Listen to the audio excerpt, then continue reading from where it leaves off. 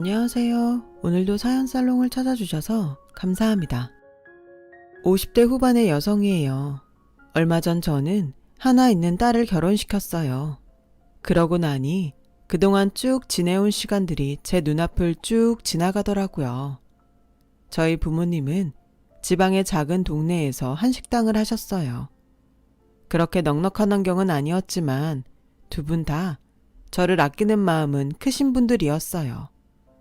늘 일하느라 바쁘고 피곤하셔도 저를 먼저 챙겨주셨죠. 그 덕에 저는 밝고 씩씩하게 컸던 것 같아요.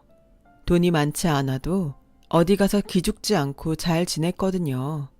그런 제 행복한 삶은 대학교 2학년 때 갑자기 끝나버렸어요. 부모님이 친구분들과 단풍놀이를 가셨다가 교통사고가 나서 두 분 다 돌아가셨거든요. 갑자기 부모님을 한꺼번에 잃은 저는 학교도 가지 않고 맨날 펑펑 울기만 했어요. 제가 한 달이 넘게 기운을 차리지 못하고 지내자 저의 식당 주방에서 일하시던 아주머니가 저를 찾아오셨어요. 평소에 제가 이모라고 부르며 잘 따르던 분이었어요. 성희야, 많이 힘든 거 이모도 잘 알아. 그렇게 좋은 부모님이 갑자기 저 세상에 갔으니 오죽하겠어. 근데 너 이러고만 있으면 니네 엄마 아빠 편안히 눈 못 감는다. 네가 이렇게 방에서 울고만 있는 걸 좋아하시겠어? 산 사람은 살아야지. 내일부터 식당에 와서 밥 먹어.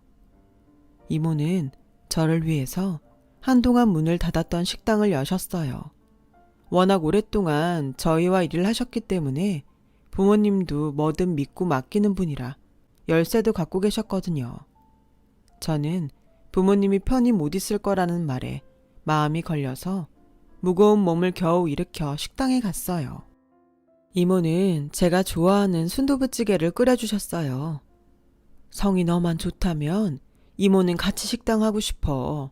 니네 부모님이 평생 고생해서 겨우 이만큼 잃었는데 이대로 그만두기에는 너무 아까워. 나도 이 나이에 다른 데에 가서 적응하는 것도 힘들어. 네가 카운터하고 홀 책임지면 주방은 이모가 할게. 나도 하고 싶어, 이모. 근데 모르는 것도 많고 내가 잘할 수 있을지 걱정돼. 안 해봤으니까 그런 거지. 하다 보면 다 알게 돼.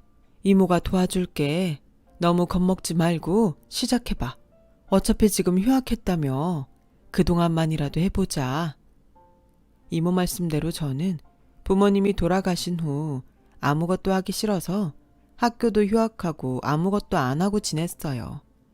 이모가 하는 말에 용기를 낸 저는 그날 홀 청소를 하고 식기와 조리기구도 전부 설거지를 했어요. 그리고 다음날 새벽에 일찍 일어나서 이모와 함께 큰 시장에 가서 그날 장사할 재료들을 샀어요. 원래는 차로 실어다가 재료를 대주는 곳들이 있다는데 그때는 바로 필요해서 급하게 샀죠.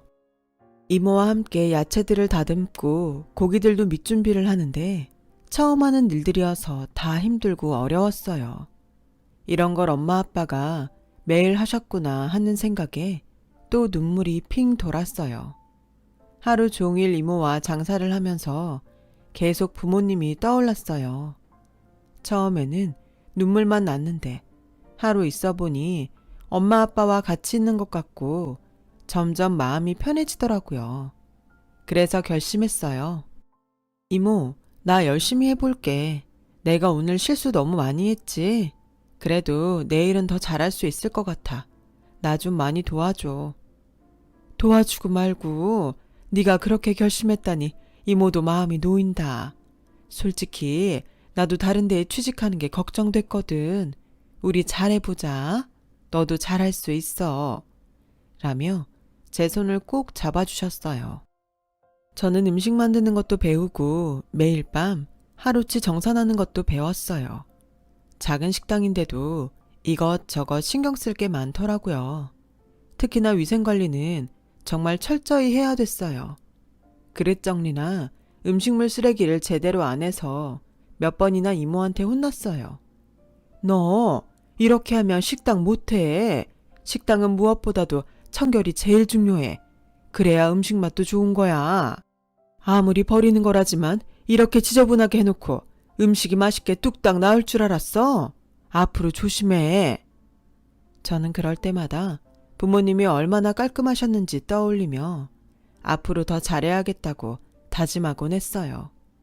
그렇게 석 달 정도 지나자 일에 많이 익숙해지게 됐어요. 음식을 만드는데 재미도 붙여서 이모가 시키지도 않는데 혼자 밤새도록 반찬도 만들고 요리도 개발해 봤어요. 맛이 괜찮은 것도 있었고 손님들 반응이 별로였던 것도 있었어요. 저는 그럴 때마다 레시피를 바꿔가며 다시 만들어 봤죠. 하루는 집을 대청소하다가 안방 장롱 속을 정리하게 됐어요. 장롱 안 큰 서랍을 열어서 이불 껍데기들을 꺼내는데 그 안에서 노트가 몇 권 나오더라고요. 보니까 엄마가 적어놓은 레시피들이었어요. 특히 국물 맛을 내는 법들이 자세히 적혀 있더라고요. 엄마가 이렇게 많이 연구해서 음식을 만들었구나. 그러니까 손님들이 점점 많아졌지. 저는 그 노트를 보며 또 한 번 눈시울을 붉혔어요. 엄마의 레시피대로 밤새 연습해서 해장국을 만들었더니 정말 엄마 생전에 먹어봤던 국물 맛이 비슷하게 나더라고요. 단골 손님들도 예전 맛이 돌아왔다며 아주 좋아했어요. 이모도 많이 칭찬해줬어요. 역시 네가 엄마 딸은 딸이다. 그렇게 열심히 하더니 이제 잘하네. 정말 맛있어. 엄마는 비밀 레시피는 이모한테도 알려주지 않고 직접 다 만드셨던 것 같아요. 저도 당장은 이모한테 말하지 말고 혼자 더 연습해야겠다고 생각했어요. 이모께 괜히 부담드릴 수도 있으니까요. 그렇게 식당 일을 하다 보니 복학할 때가 다가왔어요. 저는 학교에 가야 할지 고민이 되더군요. 이제야 겨우 식당 일에 적응이 됐는데 학교에 다니면서 일을 많이 못하게 되면 또 다 잊어버릴 것 같았거든요. 결국 저는 학교를 그만두고 식당 일에 전념하기로 했어요. 너 그래도 대학은 나와야 되지 않아? 부모님 돌아가시고 축 처져 있는 모습이 안쓰러워서 일을 좀 해보자고 한 건데 네가 막상 식당 일만 한다니까 내가 괜히 끌어들인 것 같아서 미안하네. 아니야 이모, 나 이거 적성에 맞는 것 같아. 솔직히 학교 공부 별로고 재미도 없었고 나와서 취직하려고 해도 힘들고 엄마 아빠가 이만큼 기반을 잡아놓은 건데 내가 잘해보고 싶어. 이모 때문이 아니고 정말 내가 하고 싶어서 그래. 라고 하자 이모도 찬성해줬어요. 제가 마음을 굳게 먹고 열심히 하니 갈수록 손님이 늘었어요. 3년 정도 시간이 걸리긴 했어도 부모님 식당을 지켜낸다는 게 좋았어요. 근처에 있는 작은 회사와 점심 계약도 하게 됐고요. 저와 이모는 홀 서비스 직원과 주방 직원을 더 뽑았어요. 그런데도 바빠서 한 번씩 아르바이트도 써야 했죠.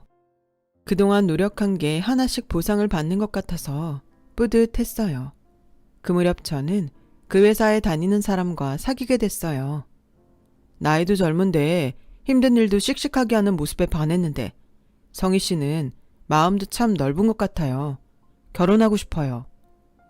부모님이 돌아가신 후 외로웠던 제게 그 사람은 청혼을 했고 저도 더 이상 혼자 있고 싶지 않아서 좋다고 했어요. 이모는 잘 됐다며 축하해 주셨고요. 혼자보다 둘이 훨씬 낫지. 니네 부모님도 좋아하시겠다. 나도 항상 네가 외로운 게 안 됐는데 이제 마음이 놓인다. 고마워 이모. 나 잘 살게. 결혼하고 식당도 더 열심히 할 거야. 앞으로도 나 많이 도와줘. 라며 이모와 손을 꼭 맞잡았어요. 남자의 어머니는 깐깐해 보여서 첫인상이 좋은 편은 아니었어요.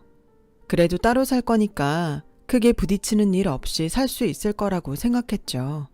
하지만 제 예상은 크게 빗나가고 말았어요. 결혼 후 저희 식당에 왔다 간 시어머니는 태도가 완전히 변했어요. 아니, 나는 회사랑 계약한 식당을 한다길래 좀 괜찮은 데인 줄 알았더니 이건 그냥 동네 밥집 수준이잖아. 그러면서 그렇게 거만하게 군 거야? 어머니, 제가 언제 거만하게 굴었다고 그러세요. 혹시 그렇게 느껴졌다면 죄송해요. 전혀 그럴 뜻은 없었어요. 그리고 저희 식당이 작긴 해도 단골들도 많고 맛집이라고 소개된 적도 있어요. 저희 부모님이 생전에 열심히 읽어놓으신 덴데 그렇게 말씀 안 하셨으면 좋겠어요. 네가 지금도 나를 가르치려고 들면서 도도하지 않다고? 야, 지나가던 개가 코웃음 치겠다. 아이고, 난 얼마나 대단한 일을 하나 했더니 그냥 시장 음식점이야. 이게 뭐야 진짜. 대학도 안 나왔다고 했을 때 알아봤어야 됐는데 동네 창피해서 고개도 못 들고 다니겠네. 라며 저한테 속았다며 펄펄 뛰었어요. 남편도 속상한 제 마음을 몰라주더라고요. 솔직히 식당이 좀 낡고 냄새도 나고 그렇잖아. 이참에 싹 뜯어 고치고 좀 넓히면 어때? 아니면 시내 큰 데로 이사하든가. 식당이 무조건 넓다고 다가 아니야. 그리고 우리 식당 냄새는 다 그동안 했던 음식들 냄새가 밴 거라서 맛있는 냄새라고. 비위상하는 거 아니야. 당신도 우리 식당에서 나는 냄새 좋다고 했잖아. 아무리 좋아도 깔끔한 게 더 낫지. 사람들은 그런 거보다 보기 좋은 걸 더 따지잖아. 엄마만 해도 그렇고. 또 넓고 새 거 같으면 값도 더 잘 받지 않겠어? 값을 받다니? 그게 무슨 소리야? 누가 식당 팔기라도 한대?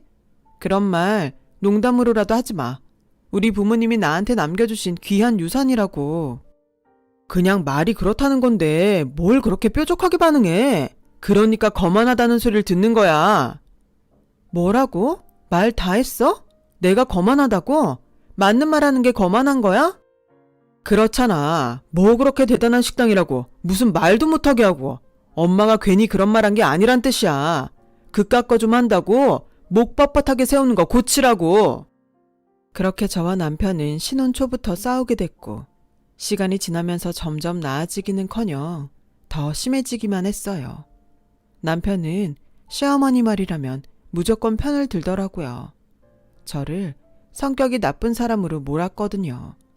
결혼 전에 저한테 마음이 넓다고 하고 일하는 모습이 보기 좋다던 그 사람은 온데간데 없고 자기 엄마 마음에 안 드는 일만 한다며 사사건건 짜증을 부렸어요. 너 우리 엄마가 남편 없이 혼자 있다고 무시하는 거지? 그러지 않고서 이렇게 말을 안 들을 수가 있어? 내가 왜 어머니를 무시해? 나도 부모님 돌아가셔서 식구 없는 사람 마음 잘 아는데. 그리고 내가 무슨 말을 안 들었다는 거야. 그럼 식당도 왜 안 고치고 엄마가 오라고 할 때 제때 왜 안 가는데? 내가 집에서 살림만 하는 거 아니잖아. 어머니가 식당 일 바쁜 거 생각 안 하시고 자꾸 부르시니까 나도 잘 못 가는 거지. 그래도 일주일에 2번은 꼬박꼬박 가잖아. 야, 그 정도 안 가는 사람이 어딨다고 그래. 진짜 갈수록 유세만 떠는데 못 봐주겠네. 그렇게 싸우면서도 1년을 넘게 지냈어요.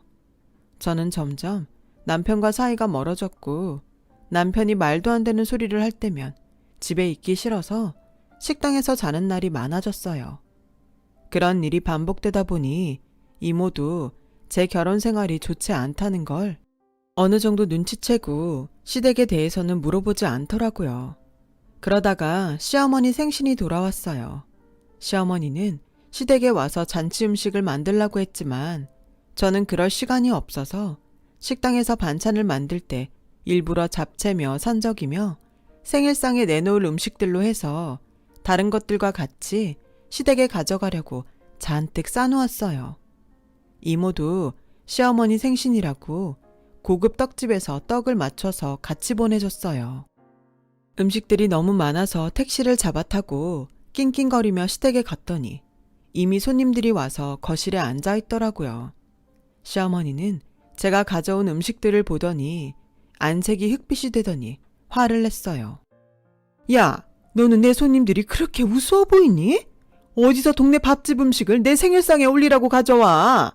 얘가 진짜 사람 알기를 뭘로 하는 거야? 하더니 제가 가져온 음식들을 통째로 마당에 다 쏟아버리더라고요. 이모가 해주신 떡도 전부 다요. 설마 아무리 시댁 알기를 우습게 알아도 내 생일인데 지가 생각이 있는 애면 그래도 식당 음식은 안 가져오겠지 했다. 그런데 어떻게 이럴 수가 있냐? 만에 하나 이럴까봐 내가 호텔 요리 안 맞춰놨으면 어쩔 뻔했어. 너 또다시 니네 싸구려 음식 나한테 먹을 생각이면 다신 내 집에 발도 들이지 마라. 라더니 저를 대문 밖으로 밀어내고 문을 닫아버리는 거였어요. 너무 충격을 받아서 온몸을 덜덜 떨며 식당으로 돌아왔어요. 제가 아무 말 없이 식당 뒤에 있는 방으로 들어가자 이모가 쫓아 들어오더니 이불을 펴서 저를 눕혔어요. 아니, 대체 무슨 일이 있었길래 이렇게 얼굴이 새하얗게 질려서 온 거야? 몸은 또 왜 이렇게 떨어? 왜 그래? 저는 그제야 통곡을 하며 울었고 제 얘기를 다 들은 이모는 너무 어이가 없다며 화가 나서 어쩔 줄 몰라 했어요. 세상에, 어떻게 그럴 수가 있어? 그 많은 음식을 얼마나 정성 들여 준비했는데. 뭐? 싸구려 음식? 지들이 뭐 그렇게 대단한 사람들이라고 그런다니? 성희야, 내가 혹시 끼어드는 게 오지랖일까봐 가만히 있었는데 정말 미안하다. 이런 일이 있었으면 진작 말하지 그랬어. 이제부턴 날 진짜 이모라고 생각하고 뭐든 말하고 기대라. 너 그런 거 참으면 나중에 병돼. 못 써. 알았지? 라며 제 등을 토닥여줬고 저는 이모를 끌어안고 펑펑 울었어요. 그날부터 저와 남편의 별거가 시작됐어요. 마음 같아서는 당장이라도 이혼하고 싶었지만 그래도 시간이 지나면 나아지지 않을까 하고 희망을 버리지 못했죠. 남편도 시어머니도 저한테 냉랭했지만 이혼 얘기는 안 하더라고요. 저는 그 사람들도 나쁘게 끝내고 싶지는 않은가 보다. 그렇게 생각했어요. 별거 중 저는 임신 사실을 알고 남편한테 알렸지만 남편은 별 반응이 없었어요. 오히려 제가 자기 엄마한테 와서 사과하지 않는다고 뭐라고만 하더군요. 당신이 우리 엄마 앞에서 무릎 꿇고 싹싹 빌어도 모자랄 판에 뭐가 그리 잘났다고 통보를 하는 거야. 임신했는데 뭐 보약이라도 갖다 바치라고? 꼬일 대로 꼬인 심사는 풀리지 않았고 저도 더는 남편과 얘기하고 싶지 않았어요. 하지만 태어날 아이 아빠인데 이렇게 갈라서면 아이한테 몹쓸 짓을 하는 것 같아서 쉽게 결정할 수 없더라고요. 저는 그렇게 남편한테도 시어머니한테도 축하 인사 한마디 못 듣고 만사까지 오게 됐어요. 그러다가 새벽에 자는 시간에 진통이 시작됐고 저는 겨우 이모한테 전화를 한 다음에 택시를 잡아타고 혼자 병원까지 가야만 했죠. 이모가 분만실 밖에서 기다리고 저는 10시간 넘는 진통 끝에 예쁜 딸을 낳았어요. 그동안의 남편이나 시어머니는 얼굴도 보이지 않았어요. 이모가 다 전화를 해도 바쁘다고만 했다는 거였어요. 저는 점점 인내력의 한계를 느꼈어요. 나한테 친정 부모가 살아있었어도 저럴 수 있었을까? 그런 생각까지 했죠. 이모가 잠깐 식당에 간 사이 제가 잠이 들었을 때였어요. 누가 저를 심하게 흔들어 깨워서 눈을 떠보니 시어머니랑 남편이 있더군요. 저는 늦게라도 와서 아이를 보려나 보다 했죠. 당신 이제 정신 좀 들어? 무슨 잠을 그렇게 자. 우리가 좋은 소식 갖고 왔어. 좋은 소식이라니 그게 무슨 소리야? 예, 니네 식당이 방송에서 전국 숨은 맛집 20개에 뽑혔다더라. 너 몰랐지?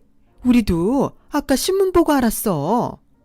라는 시어머니 말에 저는 가만히 있었어요. 사실 저는 미리 알고 있는 일이었어요. 신문 기자가 취재하러 왔었고 며칠 전에 기사가 날 거라고 알려줬었거든요. 그런데 시어머니가 아주 기가 막힌 말을 하더군요. 그 식당 말이다. 앞으로 더 키워야 하지 않겠니? 그러니까 식당 명의를 나랑 우리 성준이 이름으로 하자. 넌 아무리 봐도 경영에는 소질이 없는 것 같아서 말이야. 지금이 확 커질 수 있는 기회인데 넌 이대로 유지만 하려 들 거 아니야. 지금 그게 무슨 소리예요. 제 식당을, 우리 엄마 아빠 식당을 왜 댁들 이름으로 해요? 저는 손이 부들부들 떨렸고 너무 화가 나서 막 씩씩거렸어요. 당신 지금 이게 무슨 태도야? 우리 다 잘 돼보자고 하는 건데 댁들이라니. 애를 낳았어도 여전하구만. 야, 니들이 인간이야? 그래도 자기 딸이고 손녀인데 얼굴 한번 보겠다는 말은 안 하고. 뭐가 어째? 우리 식당 음식 싸구려라 안 먹는다고 갖다 버린 게 누군데. 그런데 이제 와서 명의가 어쩌고 뭐가 어째? 당장 나가. 경찰 부르기 전에 당장 꺼지라고. 제가 소리를 고래고래 지르며 엉엉 울자 놀란 간호사들이 들어와서 저를 진정시켰어요. 지금 산모한테 뭐 하시는 거예요? 이러지들 말고 나가세요. 아니, 간호사 언니, 내가 얘 시어머니예요. 우리가 뭘 어쨌다고 그래요? 얘 성격이 이상해서 그러는 건데. 시어머니 아니에요. 남편도 아니에요. 당장 내보내주세요. 아니, 경찰 불러요. 경찰 불러달라고요. 간호사들은 시어머니와 남편을 억지로 내보냈고 나중에 온 이모는 얘기를 듣고 화가 나서 어쩔 줄 몰랐어요. 성희야, 이혼해. 그딴 집하고 상종을 하지 말자. 내가 너 데리고 살게. 애도 내가 키워줄게. 걱정 말고 이혼해. 이모, 나 이모 없었으면 정말 죽었을 거야. 고마워. 너무 고마워. 죽긴 뭘 죽어. 네가 뭘 잘못했다고. 열심히 산 것밖에 없는데 어디 저런 되먹지 못한 인간들이 다 있어 정말.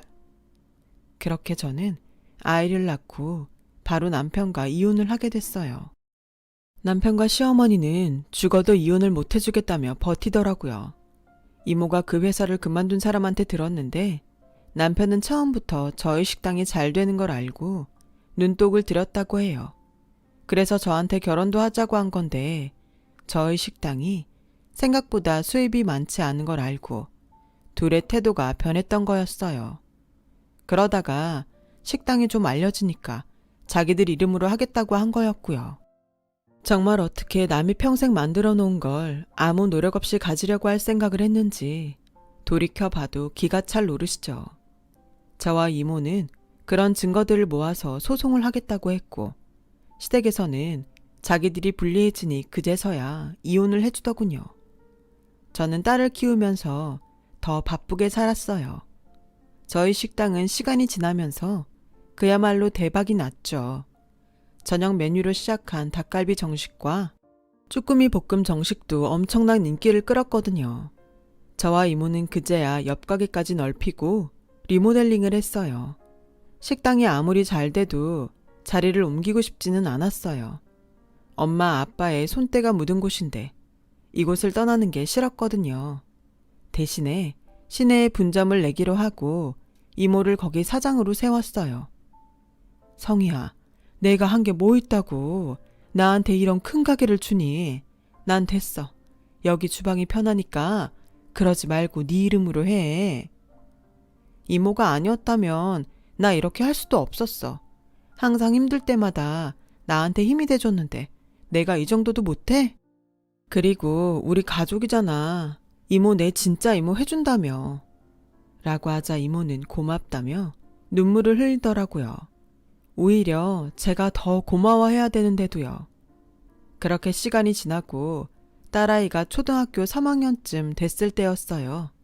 식당 문 열 시간이 돼서 나갔는데 누가 저희 식당 앞에 서 있더라고요. 보니까 시어머니였어요. 시어머니는 궁색해진 차림이었고 절 보더니 단번에 뛰어왔어요. 그러면서 자길 우리 식당 직원으로 써달라는 거였어요. 싫은데요. 진짜 뻔뻔하네요. 어떻게 저희 식당에서 일하게 해달라는 말이 나와요? 예, 그러지만 말고 이렇게 부탁할게. 너희 식당 잘 돼서 직원 더 뽑는다며. 나 카운터는 자신 있어. 이보세요 할머니. 설거지도 써줄까 말까인데 카운터라뇨. 댁 같은 도둑놈 심보 가진 사람을 뭘 믿고 카운터를 맡기라는 거예요? 정말 웃기는 사람이네. 돌아가세요.